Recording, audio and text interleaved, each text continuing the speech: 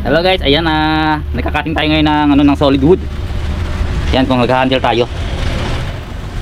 Grabe, tigas. Sobrang tigas. Ayan, kumikinta-kinta pa mga kaunat yung pinag-slicean niya. Grabe. Diyan, isang blade na yung naputol sa ating bansyuhan.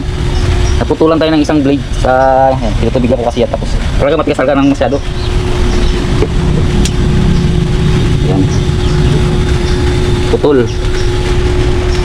Sa isang blade na yung kanya naputol. Tingnan natin bago matapos to, kasi dalawang pana ito. Itong handle pala yung natatabas natin, itong isang handle niya na natutapos ito pa isa. Pinapansin ko kasi ko kasi tatabasan ko ito siya masyado makapal. Kagaya nito. Ito malambot lang to kasi ito mahogany. Ito yung ipil, grabe tigas. Ayan.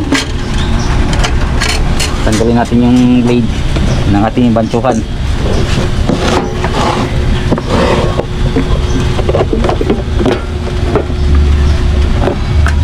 Dahilan kaya kami nag-a-add kami ng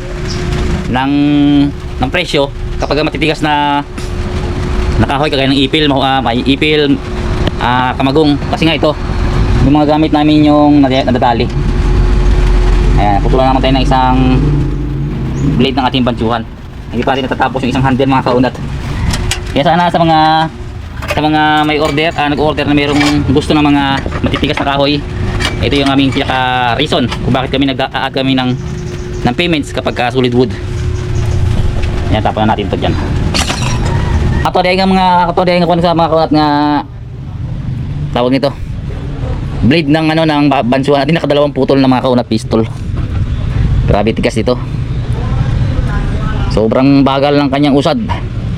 Kasi kapag diniin, pinilit mo mapuputol yung blade ng bansyuhan, nakadalawang putol na ito. Isa pa lang yung nabuo na makating, wala pa ito na finish. Susunod na naman natin na problemahan ito yung ating flap disc. Gagamitin ito kung ilang kayang flap disc na mauubos ito.